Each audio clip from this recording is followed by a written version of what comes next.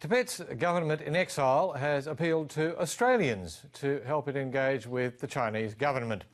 The Central Tibetan Administration has been based in India since 1959, when the Dalai Lama and his followers were exiled following a failed uprising against Chinese rule.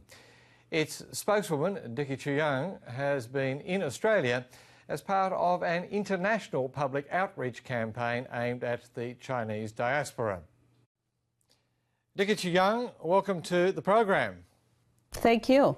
What are you telling the Australian Chinese community? What's their response?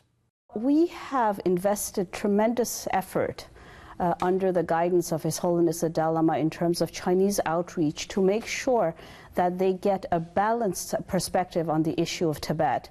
Central to the information that we wish to share with them is the official position of not only His Holiness the Dalai Lama but also the Central Tibetan Administration in terms of how we wish to resolve the issue of Tibet, the situation inside Tibet. Our official position is dialogue, by remaining an integral part of China, but through genuine autonomy.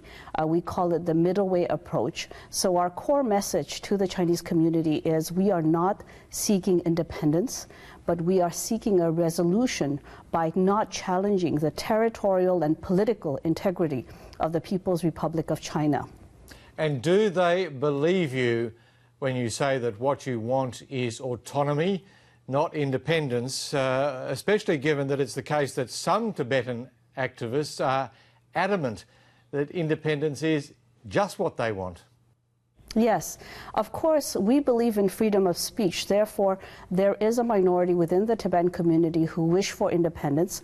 But the Central Tibetan Administration, you have to remember, is the democratically elected representative of the Tibetan people. And our official position all these years has been the middle way approach, which seeks genuine autonomy within the framework of the People's Republic of China. Now, for Chinese people who hear this for the first time, of course, it takes some time, but we have been very, very steadfast in our position, not only in terms of the public messages, but we've also put it in writing through the Memorandum on Genuine Autonomy and the note on the memorandum, which was officially presented by the envoys of His Holiness the Dalai Lama in 2010 to the representative of the People's Republic of China. We actually state that if there is a political resolution to the issue of Tibet, the Central Tibetan Administration will be dismantled. And in addition to that, His Holiness has also personally committed to lending whatever moral support he can provide so that we live up to the commitment and the agreement that is reached through a political solution. On that front, there's been a new leadership team in office in Beijing for close to a year now. Xi Jinping is regarded as something of a modernist. Have you detected any shift at all in the official Chinese attitude to what you're proposing, autonomy, dialogue, etc., etc.? Well, you know, the wave of self-immolation that we are witnessing now, which is now numbering 124, really, it started in 2009, but it picked up speed and coincided with the beginning of the term of the new leadership. So we're really hoping that they do heed the message that they're getting from average Tibetan people, nomads and farmers and monks and nomads, not politicians, trying to send a clear signal to Beijing that the Chinese policies in Tibetan areas have failed, continue to fail, and that policies such as the forced settlement of Tibetan nomads by the thousands, displacing them from their traditional way of life without any kind of long-term planning in terms of mitigating the social impact of forcing them off their traditional lands, these kind of policies are not accepted by the people. Likewise, the replacement of Tibetan medium as a medium of instruction with Mandarin. Often, the Chinese government says, but Tibetans must speak Mandarin in order to get good jobs. And what is really misunderstood is that the insistence of Tibetan people to maintain their language as a medium of instruction is not about excluding Mandarin. We want to study Mandarin, but we also want to study Tibetan. And we don't want to study Mandarin at the cost of letting go of our own language. We want to have a choice of whether we want to send our children to Tibetan medium or English or Mandarin medium schooling. In fact, I think it's fair to say that the behaviour of the new leadership in Beijing has been even more hardline than that in regard to the Tibetan people than Mr Xi's predecessors.